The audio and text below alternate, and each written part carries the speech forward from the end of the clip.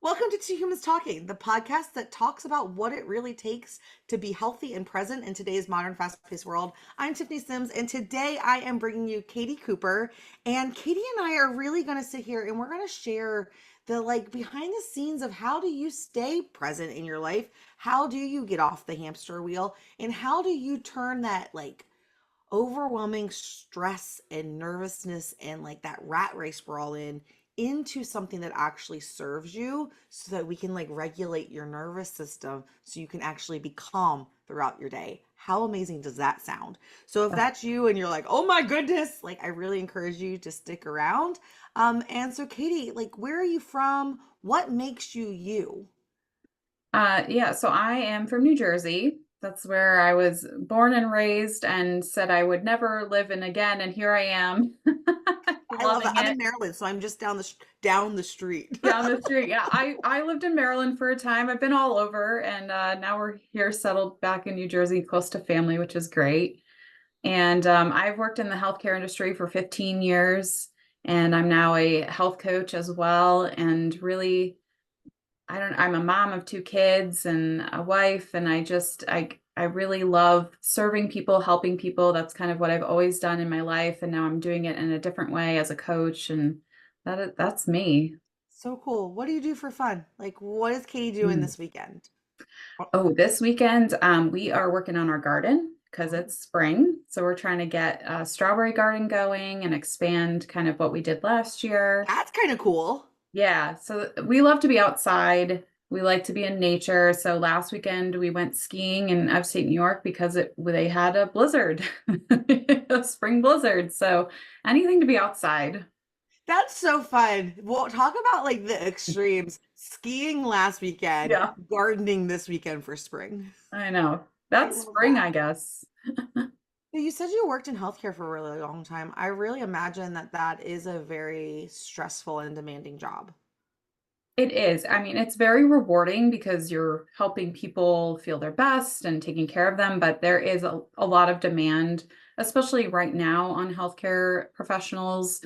There's just a lot of strain in the system, especially here in the United States, as far as what insurance companies cover, what resources there are available. And so it can be a very challenging place to work right now. I bet. So I spent 12 and a half years working in commercial nuclear power. I was a nuclear chemist Mm, for a power plant. And so the long hours, the night shifts, the mhm. never ending, everything was due yesterday. It takes a Yeah. toll if you're not really aware of what's happening and if you don't really understand that there's a way for you to take control of yourself.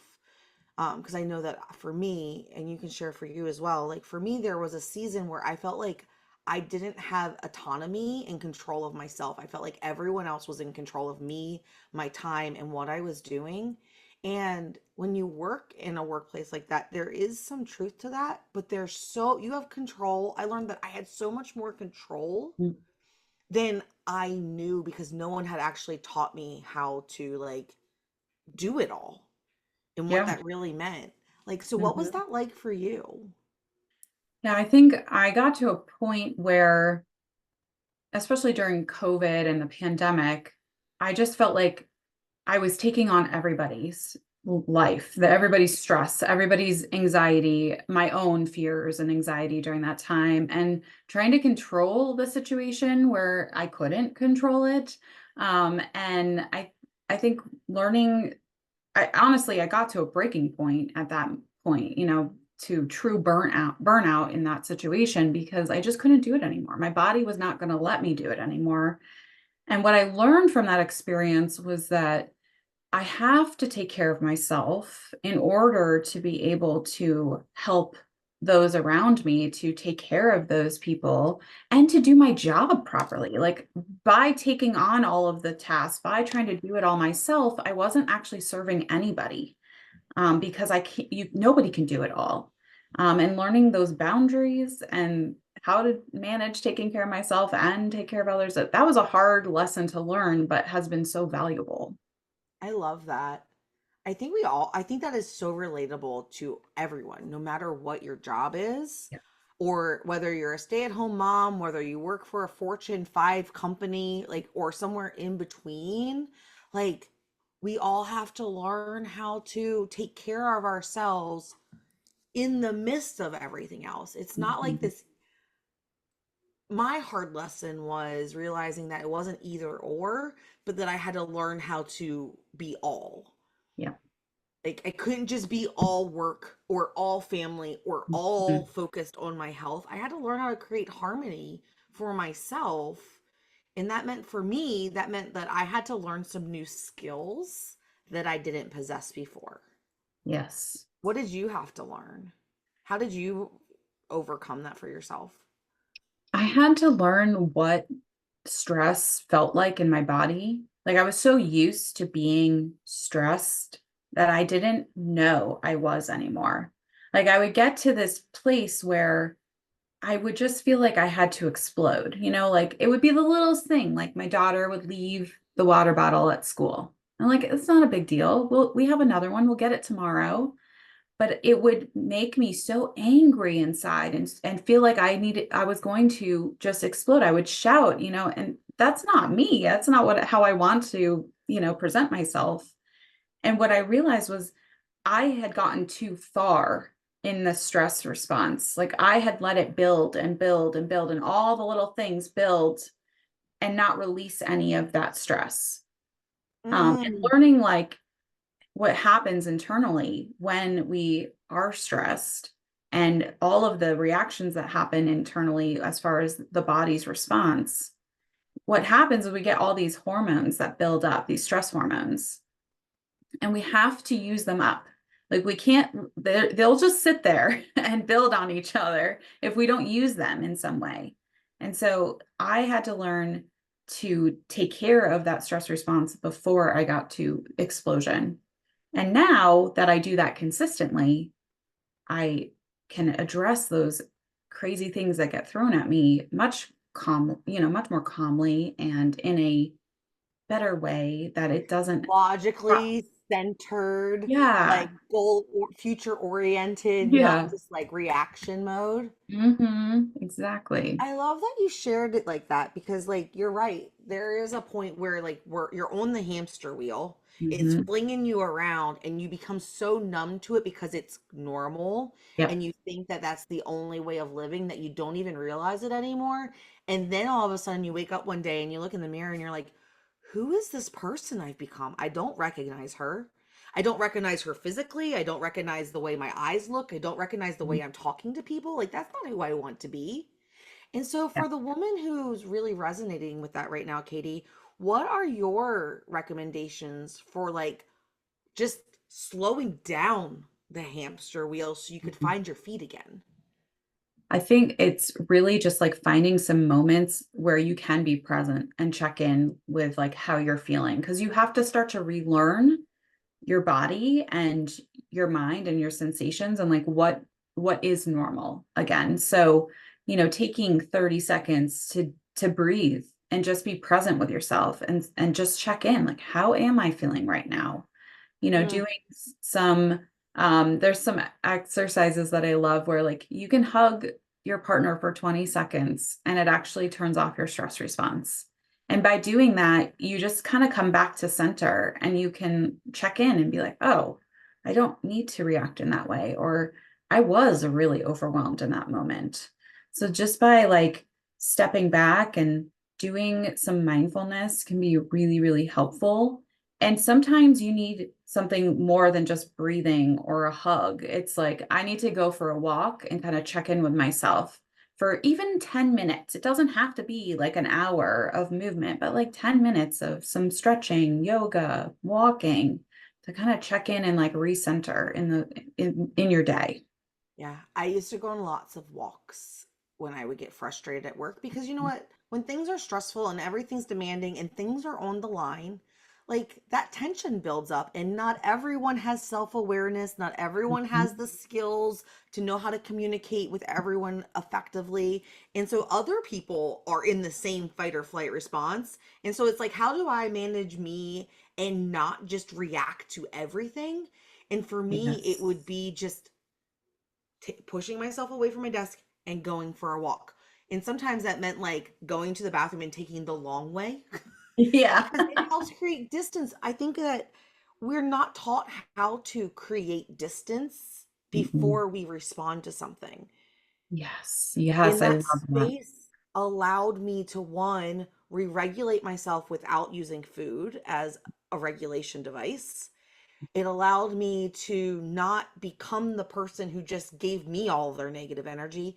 And when I got back to my desk, almost every time I knew what the right next thing was to overcome the thing that pissed me off, to be frank. Like, Mhm. you know what I mean? Like, Oh yeah. Yeah, I love that you said the distance because that is so important. Like just a couple minutes of space between the stressor and your can make response a can be huge critical. difference. Yeah. Yeah. So true. I'm like laughing hysterically because I can feel it in my body. Like I just went there and I'm like, have that like nervous Joker laugh happening because that was the difference. It was the difference between me becoming a crazy, unhinged woman Hmm. or me becoming this like angry, moping, like almost to the point of crying at my desk, overwhelmed woman versus just like, I'm gonna go take a walk for a second. Yes. And then coming back and being like, okay, I heard what you said, blah, blah, blah, blah, blah. I think this is the right path forward. Or I heard what you said. I can't accommodate that exactly right now. Or, hey, I heard what you said. This was what was on my to do list today. Can we talk about what's today's priorities with this new information? And taking that responsibility, I'm sure, Katie, you learned the same thing. It's not you being that like naggy employee who's just always a squeaky wheel, always pushing back. It's almost like leading from the front because you're giving the person who just triggered you space to get logical because most of the time no one actually knows what's on your plate because they're Yep. overwhelmed with their own stuff. Even if they gave you the plate to handle, it's already off their plate and Absolutely. they're on to the next thing. Yeah. And by setting that boundary with them, they learn, oh, I can set boundaries too. Like, oh, this is great. Like you're doing it, I can do it too. And then everybody starts to like ask that follow-up question, like, oh, can you manage this right now, or do we need to reschedule? And it really like you could be the example for Yes. your environment. Yes. Or one day you realize that the way someone comes to you, the energy is different because Mhm. all of a sudden they've taken a step up, a pause before even approaching you. And so it's things like, hey, do you have a second? Or, hey, I know you're working right now. This just came up. Can we talk about it? Because I think we're going to need to switch directions. And Mhm. it's those little things where we think we don't have any power and that it's just the man and it's just like this hamster wheel of life when in fact the people you're working with probably didn't have the skill that you're developing either. And by you taking control of you, you're helping them be more calm and centered and better humans. It's so cool to Absolutely. know that we all have that power. Yeah, it is. And I think even like in the home environment, it's so critical too. Like teaching that to your kids and Mhm. using it with your partner and really just emulating that so everybody can learn those skills and it makes everybody work and live more easily, you know. Yeah. And you know what else, Katie, that just came up for me while you were sharing was like that's how you like my brain just went blank. It completely that thought completely went. It'll come back to me anyway. It will. It will. I mean, that happens all the Yeah. time. Welcome, real life. We're humans. It's right. Yeah. Yeah. How did what did I actually want to go to what did the rock bottom for you look like before you realized that you needed to do things differently and stop?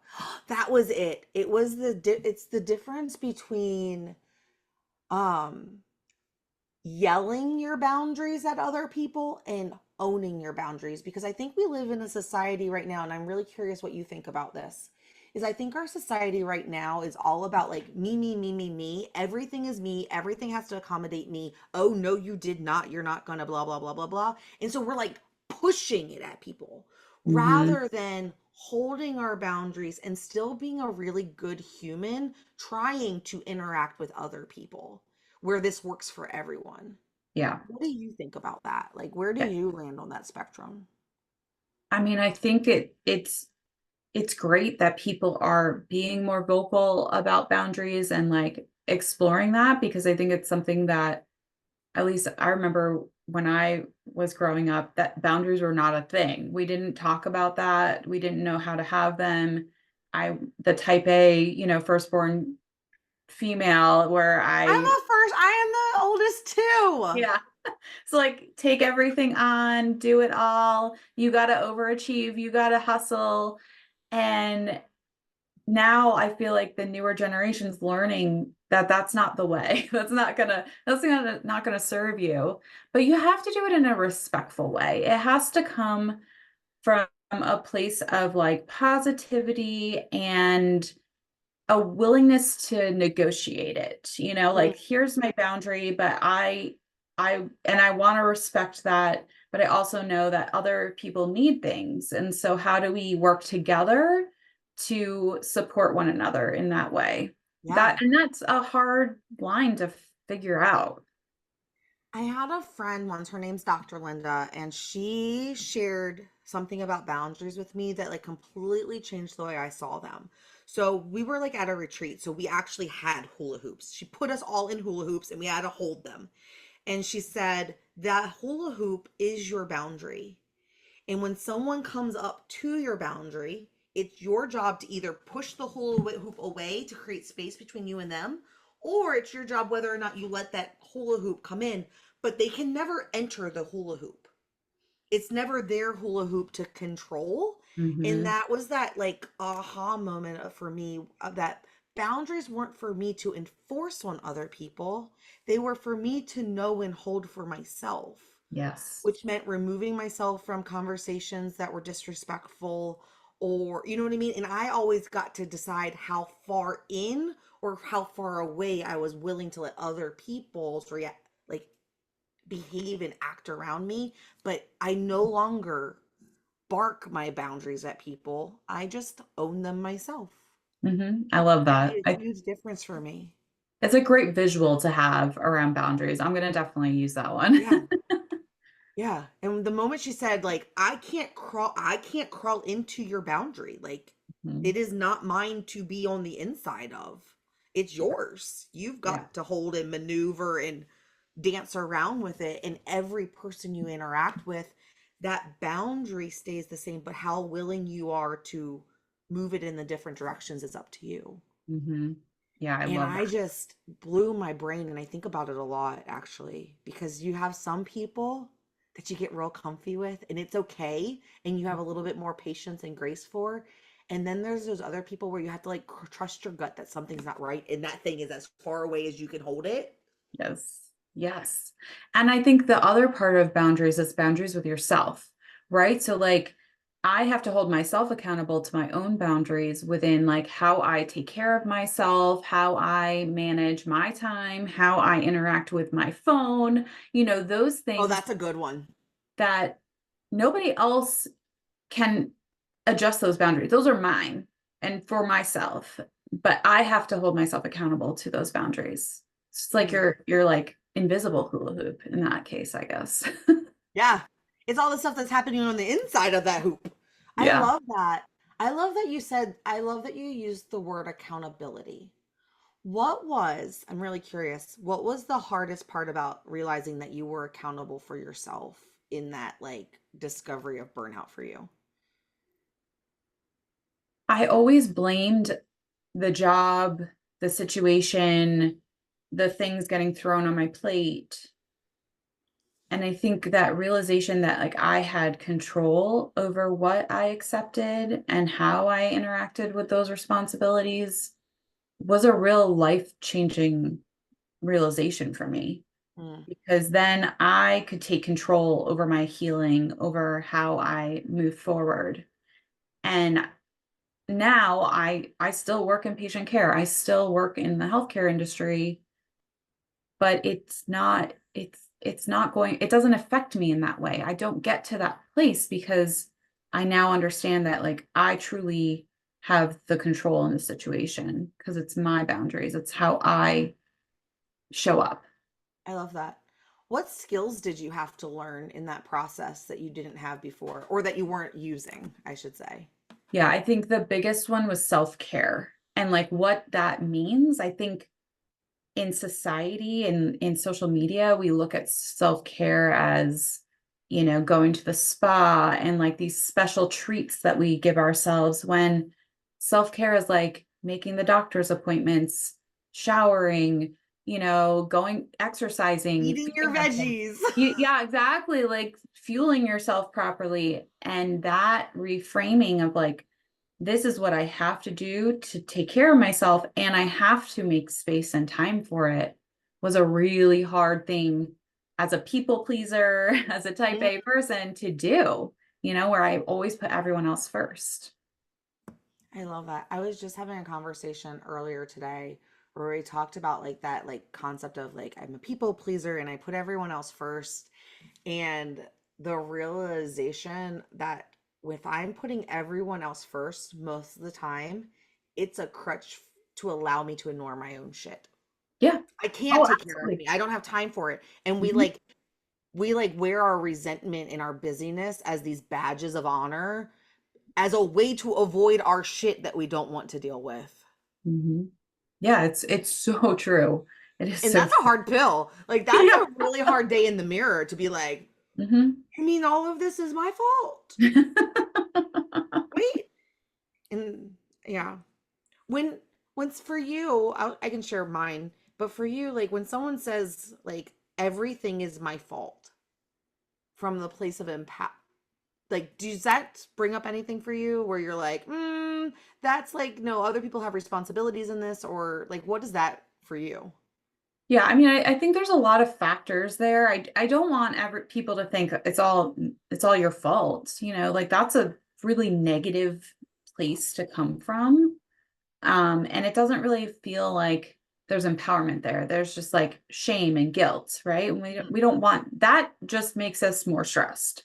So I feel like that's kind of the opposite of that I want. I want people to feel empowered, like I have control. Not that it's my fault, but I have control of the situation. I can take care of myself. I can do this for myself. I can show up for me, just like I show up for others.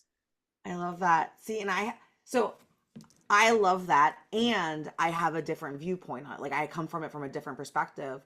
For me, knowing that everything I have is a result of something I did or didn't let into my life, and everything Mm, is my fault is so empowering to me, because that for me that means okay, if I don't like what's happened to me right now, let me take a step back and see where there were gaps in my fortress that I let things in that I don't want anymore, so that I mm, can go take control of either the boundaries that I set, the skills that I need to learn or strengthen, or like what environments and groups of people I need to intentionally put myself around to make sure this doesn't happen anymore. And for me, that is really, really empowering, because I know yeah. that I have hello, that I have the power to create a new reality. It might take some time, it's not going to Mhm. be instant, but I love knowing that like this this isn't just the cards that I was dealt, that I can go make the game whatever I want it to be. I really love that perspective on it when you say it that way. I think that makes a lot of sense. And I agree completely. Like you have the control to like make the shift and bring those people in or push people out, or whatever the situation is, you can change it. And that is so empowering when you have that frame of mind. Yeah. I actually love that you and I had different like initial responses and feelings and thoughts about that. Like, it's all my fault. It's all up to me. Because I think that allows the woman listening right now to our conversation to like start exploring that for herself. Because I used to be the person which was like, everything's my fault. Like, of course it's my fault. I have to take responsibility for everyone and everything. What a burden, right? Mhm. And now, like, I went through that whole transformation of redefining what that really meant. And so I get excited when other people get to like go decide what it means for themselves. Yes. Yes. And I think taking the judgment away from it too, right? So, like, no longer am I judging that other person, that situation, or myself. I'm just figuring out, okay, what is happening? How can I change it? Yeah. Yeah. Yeah. Was it my fault? Did I have my ex cheat on me or put his hands on me? No, I am not responsible for his actions. However, there are some flags and things that I did ignore and tolerated subconsciously and unknowingly that when I look back, I'm going, all right, like next time we're not going to let those things happen anymore. Those are things I can take control of differently in the future. But it wasn't my responsibility for him to keep his hands to himself. That was for him. You know what I mean? Hmm. Or his parts Yep. to himself. That was Yep. for him to decide, right? And so Right. it's not letting people be responsible for their own stuff that impacts you, but it's like, what am I going to do with the information now that I have it? Hmm. Yeah, Mm. exactly. Oh, I get so fired up. People are always like, what's it like? Like sometimes they're like, I want to be your friend. I'm like, this is it. You Yeah. want to go be my friend and you want to have conversations with me? Go check out the podcast because that is literally how I talk to my inner circle people. Like, this is where we go. These are the things that like conversations that like just get me going. I get so Hmm. excited about this stuff. And so I really do appreciate you being here. Where are you now? Like, what does life look like for you now? And if you were to go back to those previous situations, knowing what you know now, how would you have showed up differently? What different things would you Hmm. be doing? Yeah. So now I am probably busier than I was. I'm definitely busier than I was at that time. But it's all of my own choosing. And I Yes. know how to manage it in a way that I don't get to the burnout. I don't get overwhelmed and stressed. Like, yes, there are times where I am stressed and feeling like, how am I going to get all this done? But I have the tools now to make sure I'm taking care of myself in those busy seasons. Whether it's, little thing I do or more time that I have to invest in myself. I have a better sense of like when I'm getting to that edge, when I need to really throw it into high gear of self-care, and do more than my normal routine. And if I look back at where I was, a couple years ago, it's, there were definitely things out of my control in that situation, but I did not do the things I knew I should have been doing. Like I was not taking care of myself, and I always knew what I needed to do to take care of myself. I wasn't implementing it. I wasn't staying accountable to myself, and I also wasn't reaching out for support. And I Mm, think that was that's important. like a really important thing, that once I got to that stage of like I can't function anymore, and I called my therapist and I told my husband how I was feeling and I got the support I needed, I was able to come out of that hole. And now I have those supports in place consistently. But it's hard to make that step to say, you know what, I'm not doing well. And I need more support than I have. That's a scary conversation to have at first, but then it allows you to kind of go down that path of healing and finding yourself again. Oh, that is so good. If you were to have to like real quick, right? Three post-it notes of like step one, two, three. What are like the first three steps someone who is feeling like the world is literally flinging them around the hamster wheel and they're about to fly out of it and explode? Like, Mhm. what three post-it notes would you put up for them to go boom, boom, boom? I would say first one, tell somebody. Like you can't keep it to yourself. Like you have to open up to somebody, whether that's a family, friend, professional, whatnot. You need support in that situation. The second thing, just get moving. Like you got to move your Mm. body, because I think a lot of us end up freezing and we get stuck on the couch, scrolling social media, watching TV, sitting in bed. Those things feel like rest, but they're not actually helping our nervous system or our body heal. So you just got to like get out for a walk, go to the gym, do something you love to do, because it gets you out of that cycle. And the third one I would say is probably to breathe. Have some sort of mindfulness where you're like just taking a moment, and it doesn't have to be a half hour. It can be 2 minutes of just some breathing, be quiet with yourself, be still, and just like check in, figure out where you are. Oh my God, I love those. So, if you're listening to KI right now and you're like in that, go write those things down. Go put Yeah. them on the post-it notes. Maybe you don't do them every day in the beginning because you're practicing something new that you haven't done before or maybe in a really long time.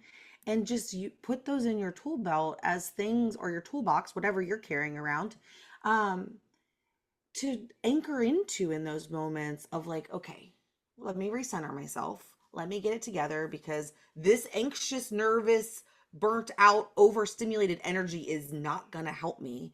So, Mhm. how do I bring that energy down to a productive area? And what do I actually need right now? Yeah. Yeah. I think so often we think that yelling and exploding and setting the story straight is the thing we need, but has never, ever in the history of ever made anything better. Yeah. Now you've just word vomited. You still feel like crap. Nothing's been resolved because no one actually heard you because they got defensive. And then you're just angry that nothing's changing. So like it just adds to. So like how can we help you, as we said earlier, create space for you to actually make forward progress in the things Mhm. that you can control? Oh, so good. And something you said about maybe you don't do all three every day. I think, especially like if you're a type A person, like, and a perfectionist like I am, you feel like you have to do it perfectly. You have to do everything every day. Otherwise, just let it go. Like it's not going to happen. And just giving yourself that grace of like, not every day is going to work out. We're going to have good days. We're going to have challenging days. And that roller coaster is normal and everybody goes through it. And we just got to get up the next day and try again and not need 100% every day for it to work. Yeah. You just gave me the best visual in my head just then that I've never actually analogy I've never thought of before, but it's almost like a carpenter or a contractor building a house. They have this whole toolbox and all of these tools, but every day they're not going to use the hammer. Some days Yes. it'll be a hammer, some days it's going to be an air gun, other days they need their putty knife, some days Hmm. they need help putting up the drywall or hanging the shingles. Sometimes they're going to have to outsource something. Maybe they need to hire someone to come install the windows. Like they have all of these tools, but they're not using them all day, every day. They're using what they need in that day for the situation that they're working on. In that, so Katie, thank you for saying whatever it was that triggered that in my head as you were sharing your example that just exploded that idea because I'm like, oh, I need to use this. That is Yeah, I gold. love that. I love that. Yeah, steal it Perfect. because it was created right here. That was Yeah. just birthed. That was, but I need to use that for myself sometimes too. Because honestly, and I don't know if you feel this way, sometimes when you're the go to person and you're part of your actual job is helping other people navigate their stuff in a different way to get new results, sometimes that can feel a little heavy when you're having your own stuff you're sorting through because you're like, oh my God, I know this stuff. Why can't I pull it together? What is wrong Yes. with me? And so, like, I need to remember that the toolbox is there to use the tools that I need right now, not because I need to put the whole house up today. Yep. Absolutely. I keep what I say to myself because I'm really hard on myself, right? Like I'm the example for people. I am here to take care of people and help them. And if I'm not doing it for myself, how can I do that for others, right? So in those days where it's more challenging, say to myself like nobody else is going to do this for you. Like you do Mm, it for yourself. And yes. that helps push me forward to like go do the thing that I've been avoiding, whether it's like going to the gym or making the smoothie or whatever it is that I know I'm supposed to that I need to do to feel my best, but maybe I'm having one of those days where I don't want to do it. I that helps push me forward. Or I say, you know what? We're gonna do it. We're gonna do it tomorrow. We're just Yeah. gonna get up tomorrow and do it. It's almost like holding space for yourself the same way you would for a client or a Yeah. friend when they're feeling a little messy and out of control. Mhm. So, like, Yeah. sometimes we have to be that for ourselves, no matter how experienced you think you are. Like, there's always going to be a ceiling that you're going to run into, and Hmm. you've got to figure out how to, like, navigate that and not beat yourself up at the same time. Yeah. That's for Absolutely. everyone. Oh yeah. Yeah. Oh my God, so good. Katie, is there anything that's on your heart or mind right now that we haven't talked about that you wanted to share today? I just think the biggest piece is like you just have to like take that one step. It doesn't have to be big, it doesn't have to be overwhelming. Just like make one step each day towards your health and wellness. You know, whether it's I'm going to go for a walk today, I'm going to call my friend and have a good chat today, whatever you need, like just do that one little thing and just it builds over time. It doesn't have to be like, I'm going to do it all in one day. You can't. So, No one wants to live in a house they put up overnight. exactly. Yeah, seriously. Do Back you to the want to drive on a clutter. bridge they slapped together while you were sleeping yesterday?